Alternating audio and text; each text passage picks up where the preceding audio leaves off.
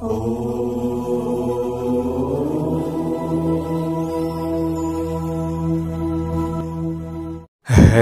ओम। स्वस्ति श्री गणेशाय नमः। ओम नमो भगवते वासुदेवाय। ओम नमः शिवाय। वन्दे देव उमापतिं सुरगुरुं वन्दे जगत्कारणं वन्दे पन्नगभूषणं मृगधरं वन्दे पशूनां पतिं वन्दे सूर्यशशाङ्कवन्दिनयनं वन्दे मुकुन्द प्रियं वन्दे भक्तजनाश्रयं च वरदं वन्दे शिवं शङ्करं। नारायणं नमस्कृत्य नरं चैव नरोत्तमं देवीं सरस्वतीं व्यासं ततो जयमुदीरयेत्। ओम श्री सांब सदाशिवाय नमः। श्री शिव महापुराण श्रवण गर्दै गर्दै आज हामी आजको नयाँ भाग 60 मा उपस्थित भइसकेका छौं। प्यारा भक्त भागवतहरू, सर्वप्रथम जहाँबाट हजुरहरूले श्री शिव महापुराण श्रवण गर्दै हुनुहुन्छ तपाईँ र तपाईँको परिवारमा राम्रो होस्, सबैमा सुख शान्ति समृद्धिको कामना गर्दछौं र सम्पूर्णमा जय श्री हरि जय श्री राधे भन्न चाहन्छौं।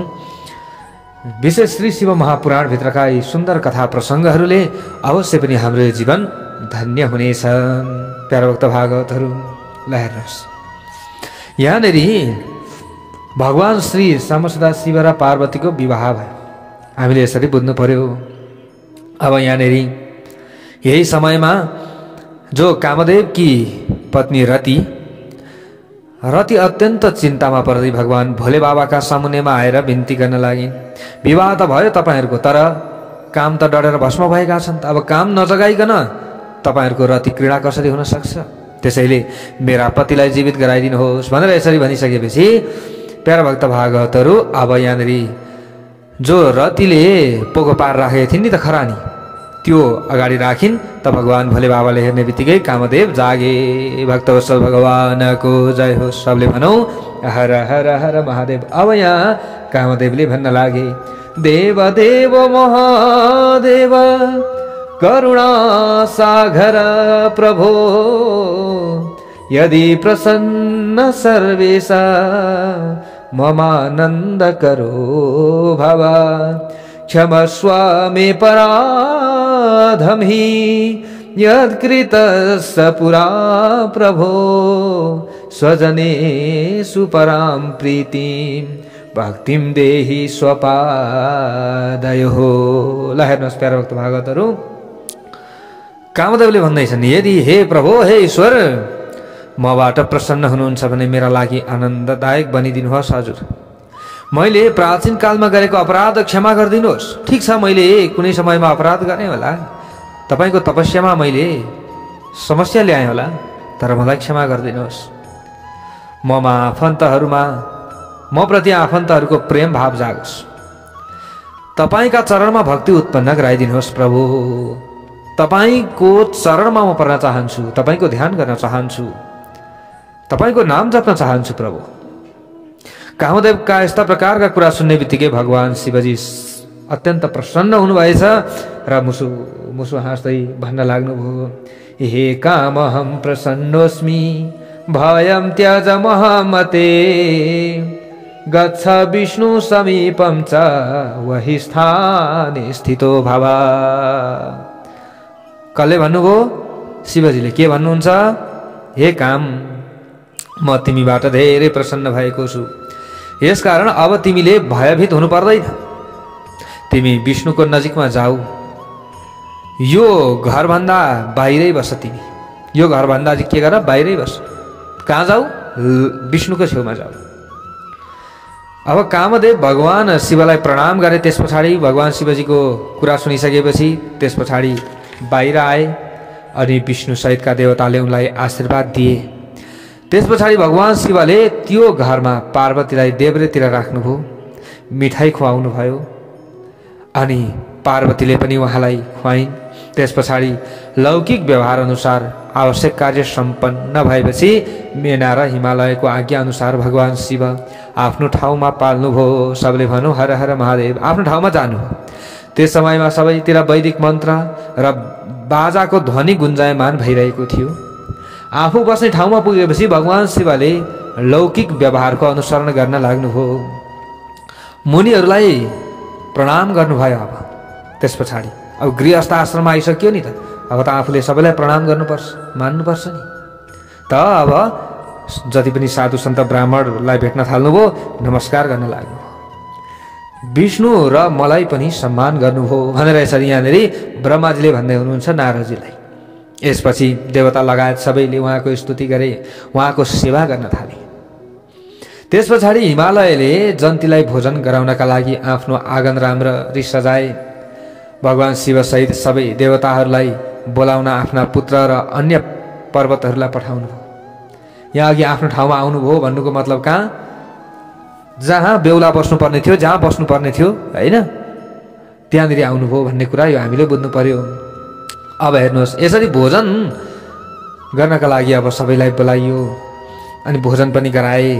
बोलाइएका सबैलाई भोजन गरिसकेपछि आफ्ना का लागि जुन बस्ने ठाउँ दिएको थियो आफूलाई, त्यहाँ गए सबै। मेनाको आज्ञा अनुसार पतिव्रता स्त्रीहरूले भगवान शिवसँग भक्तिभावले प्रार्थना गरे। उहाँलाई सुन्दर भवनमा बसाए। मेनाले दिएको रत्नमय सुन्दर आसनमा बसेर आनन्दित हुनुभएका भगवान शिवले त्यो घरको निरीक्षण गर्नुभयो। त्यो भवन प्रज्वलित भएका करोडौं रत्नमय बत्तीका कारण आश्चर्यजनक कान्तिले प्रकाशमय भइरहेको थियो। त्यसमा रत्नमय पात्र र रत्नकै कलश राखिएका थिए। त्यो समग्र भवन मोती र मणिहरूले जगमगाइरहेको थियो। त्यो रत्नको ऐना र सेतो चमरले शोभायमान भएको थियो। त्यसको कुनै उपमा थिएन। त्यो अति अलौकिक, धेरै विचित्र, मनमोहक थियो। मनलाई हर्ने खालको नि, मनलाई साह्रै आनन्दित बनाउने खालको। त्यसको भुइँमा अनेकौं प्रकारका बुट्टाहरू बनाइएको थियो। अब भगवान शिवले दिनुभएको, अब हेर्नुहोस्, वरको अतुलनीय प्रभाव झल्कने त्यो भवनको नाम शिवलोक राखिएको थियो। ल हेर्नुहोस्, यो भवन अनेकौं प्रकारका सुगन्धित पदार्थले सुवासित भइरहेको थियो। सुन्दर प्रकाशले परिपूर्ण थियो। त्यहाँ चन्दन र अगरु धूपको सुगन्ध फैलिएको थियो। त्यो भवनलाई फूलको मालाले राम्ररी सजाइएको थियो। त्यो विश्वकर्माले बनाएको भवन अनेकौं प्रकारका चित्रहरूले सजिएको थियो। त्यसमा विश्वकर्माले बनाएका आकृति वा बनावटी जो थियो वैकुण्ठ, ब्रह्मलोक, कैलाश, इन्द्रको भवन तथा शिवलोक देख्न सकिन्थ्यो। त्यो त्यहाँनिर त्यो आकृति त्यस्तो बनाइएको थियो। वैकुण्ठ पनि बनाएका रहेछन् अनि ब्रह्मलोक पनि बनाएका रहेछन् विश्वकर्माले, होइन? त्यस्तो चित्र विचित्रका नि। यस्ता प्रकारको ज्यादै आश्चर्यजनक शोभा सम्पन्न त्यो भवन देखेर हिमालयको प्रशंसा गर्नुभएछ। हिमालयको प्रशंसा गर्दै भगवान शिव ज्यादै सन्तुष्ट हुनुभयो। त्यो भवनमा रहेको अति मनमोहक रत्नमय पलङमा भगवान शिव आनन्दपूर्वक सुत्नुभयो। यसै गरी हिमालयले आफ्ना सबै बन्धु बान्धवहरू र अरूलाई पनि भोजन गराए। बाँकी रहेको कार्य सम्पूर्ण के गरे? सम्पन्न गरे। अब रात बितेर बिहान भएपछि अनेकौं प्रकारका बाजा गाजा आदि बज्न थाले। त्यस समयमा विष्णु समेतका देवता उठेर भगवान शिवको स्मरण गर्दै कैलाश जाने तयारीमा लागे। अनि यस सिलसिलामा उनीहरूले आफ्ना वाहन सजाएपछि धर्मलाई शिवको नजिकमा पठाएका हुनाले धर्मले त्यहाँ गएर भन्न लागे। अब ल हेर्नुहोस् प्यार भक्त भागवतहरू, धर्मलाई कहाँ पठाइयो? शिवको नजिकमा पठाइएको छ। सबले भनौँ हर हर हर महादेव। अब उत्तिष्ठ भद्रम ते वहन प्रमथाधिप जनावासम समागच्छ कृतार्थम कुरु तत्रताम। धर्मले गएर भनेछन्, हे भगवान शिव प्रभु उठ्नुहोस्, तपाईँको कल्याण होस्, उठ्नुहोस्, तपाईँ हाम्रा लागि कल्याणदायक बनिदिनुहोस्। बाहिर आएर सबै देवतालाई आनन्दित बनाइदिने कृपा गर्नुहोस् त। धर्मका यस्ता प्रकारका कुरा सुनेर भगवान शिवले मुसु मुसु हाँस्दै उनलाई कृपा पूर्ण दृष्टिले हेर्दै आफू सुतिरहेको ओछ्यानबाट उठ्नु भएछ अनि भन्न लाग्नुभयो, तिमी जाँदै गर तिमी, म बिस्तार बिस्तार आउनेछु, यसरी भन्नुभयो। भगवानले यस्ता प्रकारको आज्ञा दिइसकेपछि धर्म बाहिर आए। त्यस पछाडि भगवान शिव पनि बाहिर आउन उत्साहित हुनुभएको बुझेर स्त्रीहरूले त्यहाँ आएर उहाँका चरणहरूको दर्शन गर्दै मङ्गल गान गर्न लागे। ल हेर्नुहोस्, मङ्गल गाउन थाले उनीहरूले। त्यस पछाडि लौकिक नियम पालन गर्दै भगवान शिव बिहानको दैनिक कर्म सकेर मेना र हिमालयसँग विदा भएर बाहिर आउनुभयो। अनि त्यस समयमा चारैतिर वेदका मन्त्रको र बाजाको ध्वनि गुन्जिरहेको थियो। प्यारा भक्त भागवतहरू जहाँ सुत्नु भएको थियो नि त्यहाँबाट बाहिर आउनु भएको छ। भगवान शिवले आफ्नो ठाउँमा आएर लौकिक आचरण पालन गर्दै मुनिहरू विष्णु र मलाई पनि फेरि प्रणाम गर्नुभयो। यसरी भन्दै हुनुहुन्छ नि ब्रह्माजीले, हे नारद मलाई पनि प्रणाम गर्नुभयो। अब भित्र हुनुहुन्थ्यो शयन कक्षबाट, बाहिर उठिसकेपछि बिहानैको समय छ, सबैलाई फेरि प्रणाम त गर्नु पर्यो, फेरि गर्नुभयो। यस पछाडि देवताहरूले उहाँको वन्दना गरे।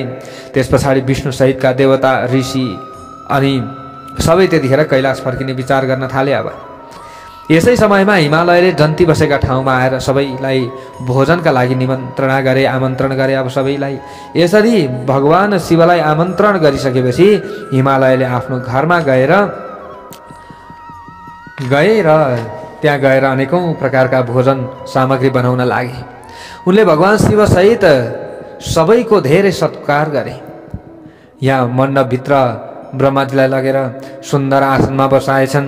अनि त्यस पछाडि आफ्ना बन्धु बान्धव सहित भएर ती अतिथिहरूलाई रस सहितका अनेकौं पदार्थ यथार्थ रूपमा खुवाएछन्। हिमालयले ब्रह्मा लगायत सम्पूर्णलाई लिएर गए, खुवाए, भोजन गराए। भोजन गरिसकेपछि हिमालयको अनुमति अनुसार आफ्नो जहाँ बस्ने ठाउँ थियो त्यहाँ सबै गए। फेरि ल हेर्नुहोस्, विवाह त धेरै लामो पो छ त प्यारा भक्त भागवतहरू। यस प्रकार तेस्रो दिन पनि हिमालयले अब दान लगायत दिएर तिनीहरू सबैको धेरै सत्कार गरे। ल हेर्नुहोस्, अब चौथो दिनमा चतुर्थी कर्म सम्पन्न भयो। सबले भनौँ हर हर महादेव। ल हेर्नुहोस्, हामीले विवाहमा चतुर्थी कर्म गर्छौँ नि, नियम के रहेछ? अब 3-4 दिनको रहेछ विवाह त, तर अब सकिन्छ त, गाह्रो छ नि त। एकै दिनमा चतुर्थी सहित सबै गर्छन् अचेल त। अब त गर्न पर्यो अहिलेको समय परिस्थिति अनुसार। ल हेर्नुहोस्, जुन अब नगरेसम्म विवाह कर्म अधुरो रहन्छ। कुन? चतुर्थीको कर्म यो गर्नै पर्दछ। हामीले कहाँ आएर, घरमा आएर पनि गर्नुपर्दछ। यसको मतलब जस्तै हामीले विवाह गर्छौँ चाहिँ अब बेहुलीको घरमा 1 दिन होइन, त्यहाँबाट हामीले घरमा आएर 4 दिनका दिनमा चतुर्थी कर्म गर्नु पर्यो। सबले भनौँ हर हर महादेव। यो कर्म गर्नै पर्छ। अहिले त अब पाटपुट त्यतिखेरै बेहुलीको घरतिर पनि सक्न त होइन, तर पनि बेहुलाको घरमा आएर 4औं दिनको दिनमा अब यसरी यो कर्म गर्नु पर्यो। यसरी 5औं दिनमा सबै देवताहरूले हर्षित हुँदै देवालय अब फेरि यो कर्महरू सकियो, चतुर्थीको कर्म। 4औं दिनमा 5औं दिनमा अब देवताहरूले हर्षित हुँदै हिमालयसँग भने अब हामी यहाँबाट जान चाहन्छौँ। अब धेरै दिन भइसक्यो, अब जानु पनि त पर्यो नि, त्यतिकै बसेर भयो त। हे गिरिराज, तपाईँ धन्य हुनुहुन्छ। धन्यस्त्वम गिरि शार्दूल तब कीर्ति महीयसी। अब तपाईँको कीर्ति यो लोकमा फैलिनेछ। यसरी देवताहरूले पनि ल हिमालयले पनि भने तपाईँहरू अब केही दिन बस्नुहोस् न भनेर यसरी हिमालयले फेरि बिन्ती गरे। त यसरी देवताहरू त्यहाँ बसेको धेरै दिन बितिसकेपछि उनीहरूले सप्तऋषिलाई हिमालयको नजिकमा पठाए। अब त्यस पछाडि ती सप्तऋषिले हिमालय र मेनासँग समयअनुसारको उचित कुरा बताएर उनीहरूलाई सम्झाएर परम शिव तत्त्वका विषयमा बताउँदै उनको सौभाग्यको प्रशंसा गरे। उनीहरूले सम्झाएपछि हिमालयले जन्ती विदा गर्न स्वीकार गरे। अब त्यस पछाडि भगवान शिव कैलाश फर्किने मनसायले सबै देवता सहित हिमालयको नजिकमा जानुभयो। त्यस समयमा मेनाले डाको छोडेर रुँदै भगवान शिवसँग भन्न लाग्नु भएछ, तपाईँले मेरी छोरीलाई पार्वतीको राम्रोसँग पालन पोषण गर्नुहोला हे ज्वाइँ भन्दै। अब साह्रै चिन्ता हुन्छ नि माताजीहरूलाई होइन, अति नै हुन्छ, पितालाई पनि हुन्छ हुन त, तर धेरै चाहिँ भावुक माताहरू बन्नुहुन्छ। ल हेर्नुहोस्, यहाँ मेनाले आँखाबाट आँसु झार्दै भन्न लाग्नु भएछ, पार्वतीले अनेकौं गल्ती गरे पनि यिनलाई क्षमा गरिदिनुहोस् ल। मेरी छोरी जन्मदेखि नै तपाईँका चरणको भक्ति गर्दथिन्, तपाईँको भक्ति गर्दथिन्। उनले सुत्ता उठ्दा समेत आफ्नो पति शिव बाहेक अरू कसैलाई कल्पना गरिनन्। तपाईँको भक्तिको कुरा सुन्दा आनन्दित हुन्छन्, तपाईँको कथा सुन्दा अति नै रमाउँछिन् भने तपाईँको निन्दा सुन्दाखेरि यिनी चुप लागिरहन्छन्। निन्दा कसैले गर्यो भने चुप लाग्छन्। यस्ता प्रकारका कुरा मेनाले आफ्नी छोरीको बारेमा भगवान शिवलाई सुनाइन्। र भगवान शिवलाई आफ्नो छोरी जिम्मा लगाइदिए। यसरी जिम्मा लगाएपछि अब उनी त्यहाँ डाको छोडेर रुँदै मूर्छित भइसिन् मेना। त्यस पछाडि भगवान शिवले उनलाई सम्झाएर होसमा ल्याउनु भयो अनि उनीसँग बिदा मागेर देवतासहित कैलाश जाने यात्रालाई आरम्भ गर्नुभयो। सबले भनौँ हर हर महादेव।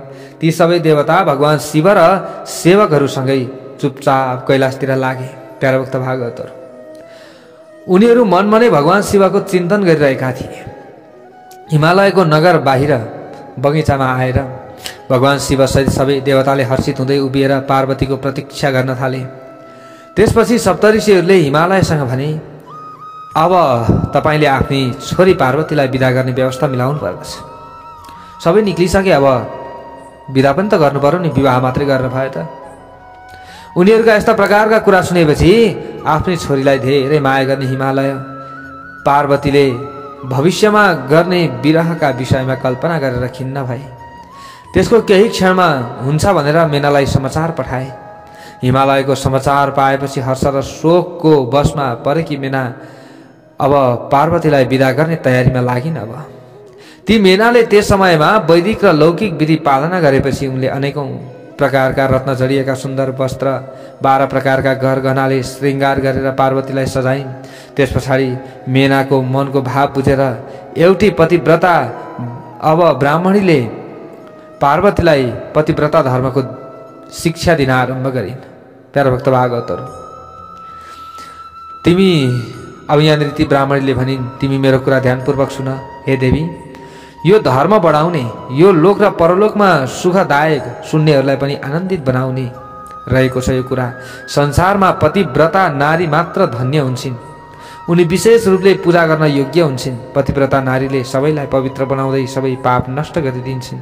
जसले आफ्नो पतिलाई भगवान मानेर उसको सेवा गर्छिन्, उनले यो लोकमा सबै भोग भोगेर अन्तिममा परम गति प्राप्त गर्दछिन्। यो संसारमा सावित्री, लोपमुद्रा, अरुन्धती अनि साण्डिली, शतरूपा, अनुसुया, लक्ष्मी, स्वधा, सती अनि संज्ञा, सुमति, श्रद्धा, मेना, स्वाहा लगायतका धेरै स्त्रीलाई पतिव्रता बताइएको छ। हे देवी, यसमा कथा धेरै लामो छ। धेरै कथा लामो भएकाले सबैको नाम उल्लेख गर्न सकिएन। तिनीहरू आफ्नो पतिव्रता धर्मका प्रभावले सबैले पूजा गर्न योग्य छन्। ब्रह्मा, विष्णु, शिव, मुनिले पनि सम्मान गरिने भएका छन्। यसकारण तिमीले आफ्नो पति भगवान शिवको सधैँ सेवा गर्नु है। उहाँ ज्यादै दयालु, सबैले सेवा गर्ने र सत्पुरुषको आश्रय हुनुहुन्छ। श्रुति स्मृतिमा पतिव्रता धर्मलाई ज्यादै महत्त्वपूर्ण बताइएको छ। यसैले यो भन्दा उत्तम अर्को धर्म छैन। स्त्रीहरूले गर्नुपर्ने यही हो। यसै गरी पतिव्रता धर्म पालन गर्ने स्त्रीले आफ्नो पतिले भोजन गरेपछि मात्र आफूले भोजन गर्नुपर्दछ। अनि आफ्नो पति उभिएका छन् भने पत्नीले पनि उभिनु पर्दछ। आफ्नो पति सुतेपछि सुत्नु पर्दछ अनि उठ्नुभन्दा अलिकति अगाडि उठ्नु पर्दछ। यस्ता स्त्रीले सधैँ सफा मनले आफ्नो पतिको सेवा गर्नुपर्दछ। पतिव्रता स्त्रीले गर्नुपर्ने यहाँ नियमहरू बताइयो। पतिव्रता स्त्रीले आफूले कपडा र गहना लगाएपछि मात्र पतिको अगाडि जानुपर्दछ। यदि पति कुनै काम विशेषले घर बाहिर गएका छन् भने त्यस समयमा उनले धेरै श्रृङ्गार उङ्गार गरेर धेरै चढाकचुडुक पर्नुभन्दा सामान्य रहनु राम्रो हुन्छ। सामान्य भएर बस्नुपर्दछ। पतिव्रता स्त्रीले आफ्नो पतिको नाम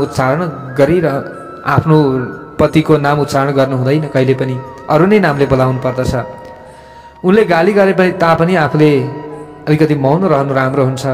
आफ्नो पतिले बोलाएपछि सबै काम छोडेर नजिकमा गएको राम्रो हुन्छ। यसरी यहाँ धेरै कुराहरू बताइएको छ प्यारा भक्त भागवतहरू। अनि यहाँ धेरै समयसम्म घरको मूल ढोकामा उभिनु हुँदैन। अर्काको घरमा गइरहनु पनि त्यति साह्रो राम्रो हुँदैन। व्यवहार छ भने अलग कुरा हो। कुनै गोपनीय कुरा अरूलाई बताउनु हुँदैन। आफूले गोप्य कुरालाई गोप्य राख्नुपर्छ। पतिले नभनिकन उनका लागि पूजाको सामान भेला गरिदिनु पर्दछ। यसको मतलब के? पतिले नभनिकन पूजाको सामान भेला गरिदिनु पर्दछ। पतिले भन्न नपरोस्। यदि पूजा गर्नुहुन्छ पतिदेव भने अवश्य पनि यो कार्य गर्नुपर्दछ। पतिले नभनी उनका लागि यो कार्य गरियो भने पतिव्रताले धेरै ठुलो पुण्य ती स्त्रीले प्राप्त गर्दछिन्। आफ्नो पतिको अनुमति नपाएसम्म तीर्थ जानु, त्यतिकै एक्लै कतै बन्तिर हिँड्नु हुँदैन। धेरै मानिस भेला भएको ठाउँमा यताउता दगुरिराख्नु त्यति साह्रो राम्रो मानिन्न। जुन नारीले तीर्थयात्राको फल प्राप्त गर्ने अभिलाषा लिएकी हुन्छन्, आफ्नो पतिका चाहिँ छेउमा अथवा आफ्नो पति सँगसँगै तीर्थयात्रामा पनि हिँड्नु पर्दछ। यानि कि शास्त्रले बताएअनुसार तीर्थयात्रा गर्दाखेरि पति पत्नी सँगै हिँड्नु पर्दछ अनि पूर्ण फल पाइन्छ। अब यहाँ धेरै कुराहरू रहेका छन् प्यारा भक्त भागवतहरू। अब पतिको चरण नै पत्नीका लागि सबै तीर्थहरू त्यहीँनेरि हुन्छन् यसरी बताइएको छ। यसरी नै पतिव्रता नारीले आफ्नो अब सबै कुराहरू आफ्ना पतिलाई भन्नुपर्दछ। यी कुराहरू यहाँनिर अब सबै पतिव्रता धर्मको बारेमा ती ब्राह्मणीले सबै कुरा पार्वतीलाई बताइन् प्यारा भक्त भागवतहरू। अब देवता, पितृ, सेवक, गाई, भिक्षुकहरूलाई अन्नको भाग छुट्याएर मात्र भोजन गर्नुपर्दछ पतिव्रता नारीले, सबैलाई दिएर मात्र खानुपर्दछ। पतिव्रता धर्म पालन गर्ने नारीले घरका सामग्री सुरक्षित राख्नुपर्दछ, घरको काममा ज्यादै सिपालु हुनुपर्दछ, सधैँ प्रसन्न रहनुपर्दछ अनि खर्च घटाउने प्रयासमा लाग्नुपर्दछ, धेरै खर्च गरिराख्नु हुँदैन। अनि यहाँनिर विशेष व्रत उपासना आदिको बारेमा पनि बताइएको छ, बेला बेलामा व्रत आदि पनि बस्दै गर्नुपर्दछ। यी कुराहरू यहाँ धेरै कुराहरू बताइएको छ प्यारा भक्त भागवतहरू। हामीले घरमा गर्ने कुराहरू छन् धेरै, धेरै झै झगडा गर्नु हुँदैन, कम्ती बोल्ने, पति धेरै बोल्नु भयो भने पत्नीले कम गर्ने, पत्नी धेरै बोल्नु भयो भने पतिले कम गर्ने, बोलीमा रिसमा कन्ट्रोल गर्ने, यी धेरै कुराहरू बताइयो। हेर्नुहोस्, यो संसारमा चाहिँ धेरै सौन्दर्यको घमण्ड पनि गर्नु हुँदैन, कोही पनि स्त्री अथवा कोही पनि पुरुषले। यी कुराहरू यहाँनिर बताइएको छ प्यारा भक्त भागवतहरू। अब यसरी यहाँनिर ती ब्राह्मणीले मैले तिमीलाई पतिव्रता धर्मका विषयमा बताएँ। अब म तिमीलाई पतिव्रता स्त्रीका भेदका बारेमा बताउँछु, ध्यानपूर्वक सुन।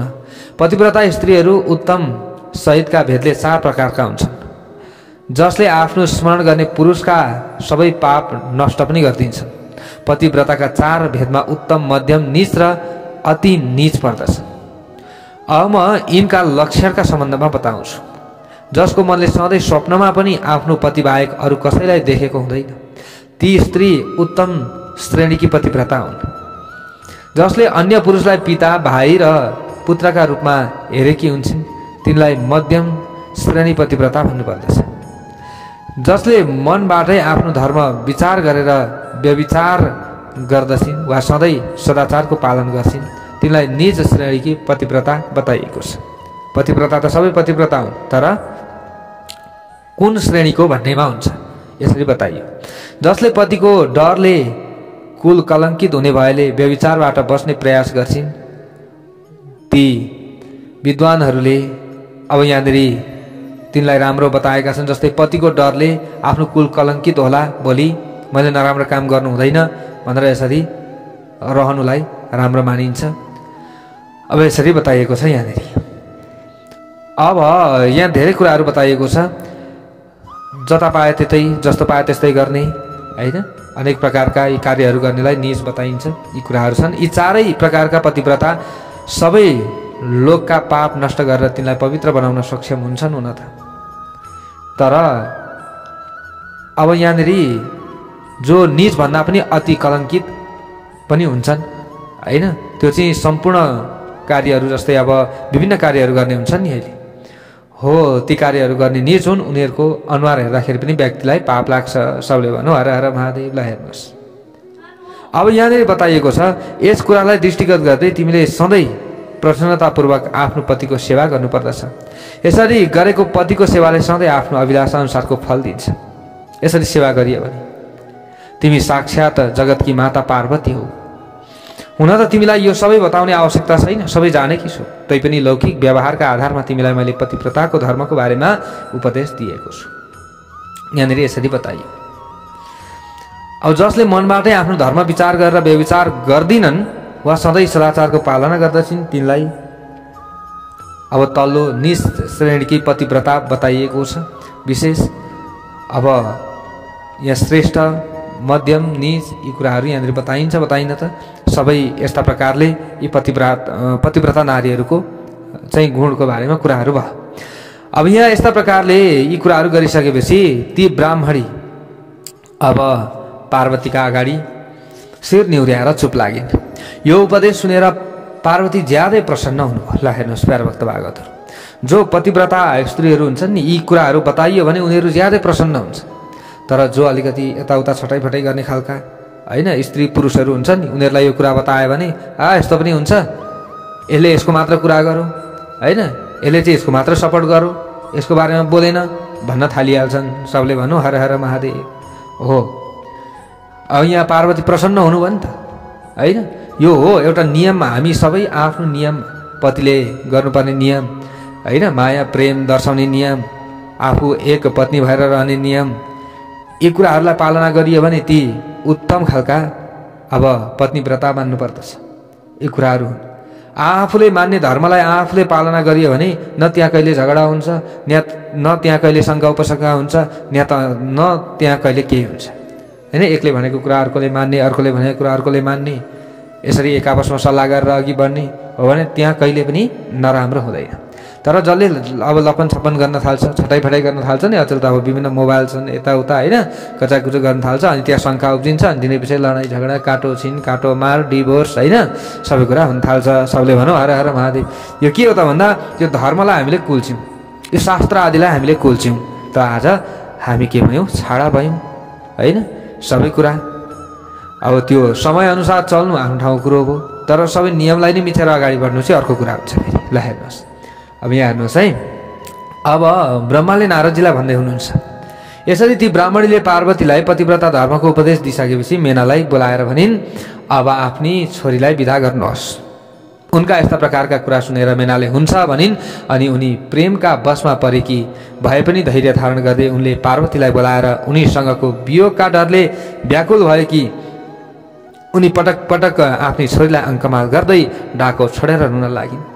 यसपछि पार्वती पनि करुणाजनक कुरा गर्दै ठुलो आवाजमा रुन थालिन्।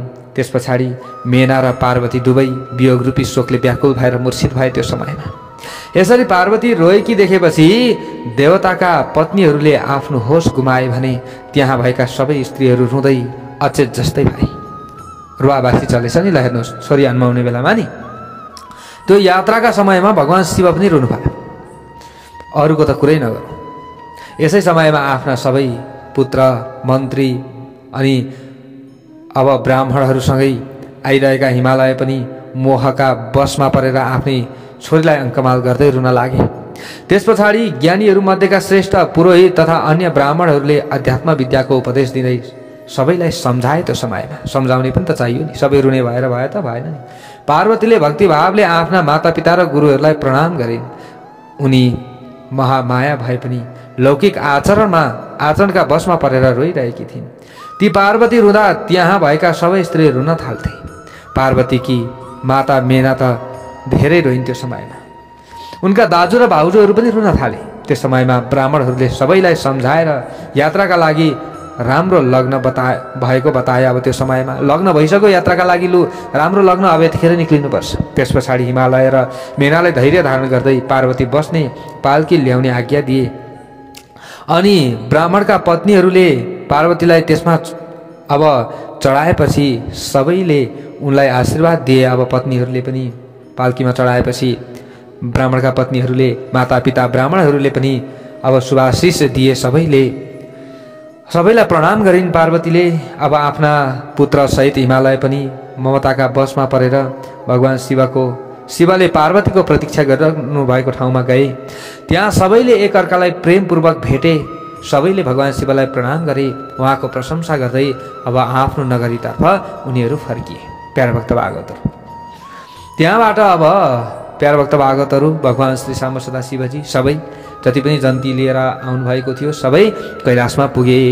भगवान शिवले पार्वतीसँग भन्नुभयो, अब त्यस समयमा तिमी सधैँ मेरी प्राण प्यारी हौ। हे देवी, म तिमीलाई यो कुराको स्मरण गराइरहेको छु। तिमीलाई पहिलो जन्मका कुराको ज्ञान छ।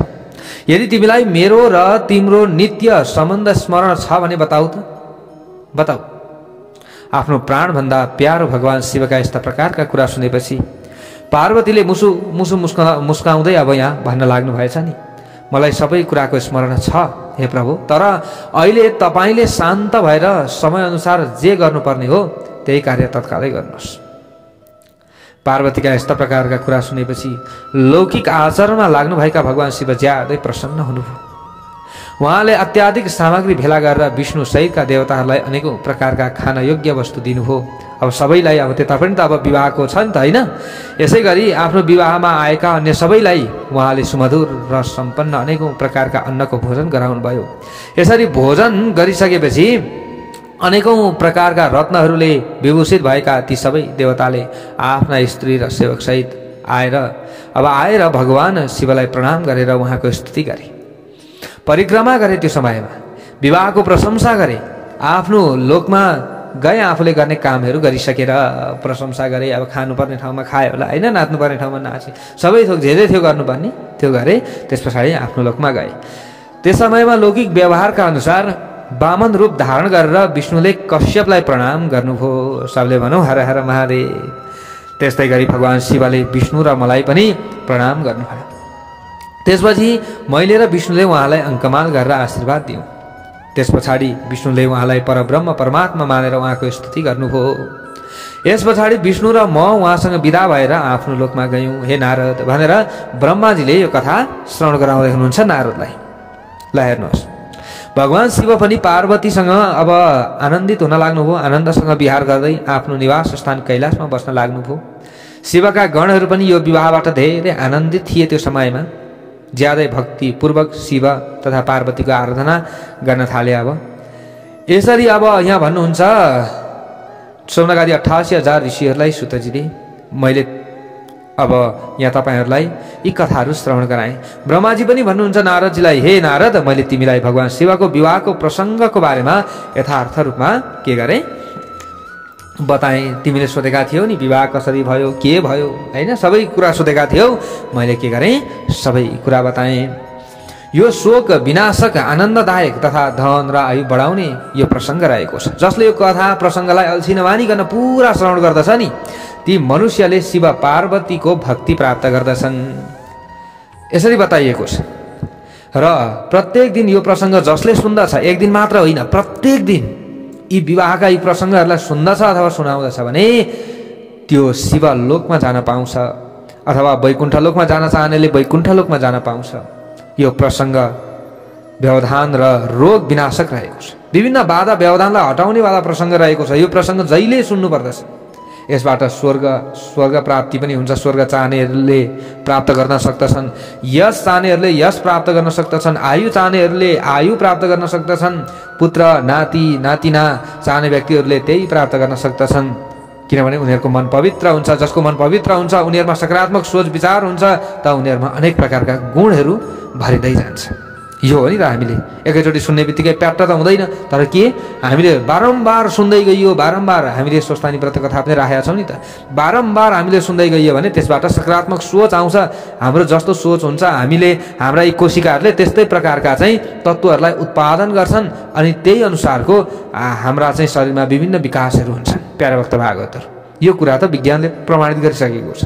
हामीले खराब सोच्छौँ, खराब खान्छौँ भने हाम्रो शरीरको बनावट पनि त्यस्तै बन्दै जान्छ, त्यो हाम्रा कोशिकाहरू त्यस्तै बन्दै जान्छन्, हामीमा चाहिँ त्यो रज बीजहरू पनि त्यस्तै बन्दै जान्छ, हाम्रा सन्ततिहरू पनि त्यस्तै बन्दै जान्छ। यसरी हामीले बुझ्नु पर्दछ। हेर्नुहोस् प्यारे भक्त भागवतहरू, एउटै घरमा होइन अलग अलग मातापिताका छोराहरू छोरीहरू भए पनि एउटै भान्साको भात जहिले खाइरहन्छन् भने उनीहरूको नि अनुहार प्राय झन्डै उस्तै भइहाल्छ। बाहिर हिँड्दाखेरि व्यक्तिहरू झुकिन्छन्, धेरै व्यक्तिहरू। हेर्नुहोस् त्यस्तो हुन्छ नि, किनभने एउटै खाएको छ, एउटै एकै ठाउँमा हिँडेको छ, एउटै वातावरणमा घुलमिल भएको छ, सबै एउटै भइसकेपछि एउटै भाँडाको भात खाएको छ होइन, एउटै भाँडाको भोजन भनौँ, प्रसादी भनौँ, जे भन्दा बुझ्नुहुन्छ हजुरहरूले, त्यो खाएको छ। त उनीहरूको स्वभाव, उनीहरूको चरित्र, लगभग बोल्ने शैलीदेखि लिएर हरेक कुरा लगभग एउटै हुन्छ। सबले भनौँ हर हर महादेव। अब 100मा एउटाको नहोला अलग कुरो हो, तर 99% यस्तो हुन्छ। यो हामीले व्यावहारिक पनि हेर्न सक्छौँ, के व्यावहारिक पनि देख्न सक्छौँ। त्यसैले दिनदिनै हामीले यसरी भगवानका कथा प्रसङ्गहरूलाई श्रवण गर्नुपर्दछ। यसरी बताइएको छ प्यारे भक्त भागवतहरू। त्यो भयो भने मृत्युको समयमा पनि हामीलाई भगवानको नाम आउँछ के उच्चारण गर्न नि, अनि सुध्रिन्छ हाम्रो मृत्युको समय। यसरी बताइन्छ। अब यो मङ्गलमय प्रसङ्ग सुन्नाले अकाल मृत्यु टरेर जान्छ। यसरी यहाँ बताइएको छ। परम शान्ति प्राप्ति हुन्छ। सबै प्रकारका दुस्वप्नहरू विनाश हुन्छ। हामीले दुःस्वप्न देखियो नि, राति सपनामा चाहिँ विभिन्न डरलाग्दा कुराहरू देखियो सुत्या बेलामा भने हामीले यी शिव पार्वतीका विवाहका प्रसङ्गलाई श्रवण गर्नुपर्दछ। सारा दुःस्वप्नहरू नाश हुन्छ यसरी बताइयो। विवेक बढाउने खालको छ, साधना बढाउने, ज्ञान बढाउने खालको छ। आफ्नो कल्याणको अभिलाषा राख्ने मनुष्यहरूले शिव सम्बन्धीका यी विभिन्न चाहिँ यी कथाहरूलाई पाठ गर्नुपर्दछ, श्रवण गर्नुपर्दछ। शिवले सबैको कल्याण गर्नुहुन्छ। विशेष गरेर देवता लगायतको प्रतिष्ठा गर्दाका समयमा, शिव सम्बन्धी सबै कार्य गर्दाका अवसरमा यसको पाठ गर्नुपर्दछ वा पवित्र भएर शिव पार्वतीको यो कल्याणदायक चरित्र सुन्नुपर्दछ। यसो गर्ने मनुष्यका सबै कार्य सिद्धि हुन्छन् भनेर यसरी यहाँनिर बताइयो। रुद्र संहिता पार्वती खण्ड हामीले आजदेखि चाहिँ अब यहाँनिर रुद्र संहिताको पार्वती खण्डको जुन कथा थियो त्यो कथालाई सकेका छौँ। भोलिदेखि रुद्र संहिताको कुमार खण्डको कथालाई श्रवण गर्नेछौँ। सबले भनौँ हर हर महादेव।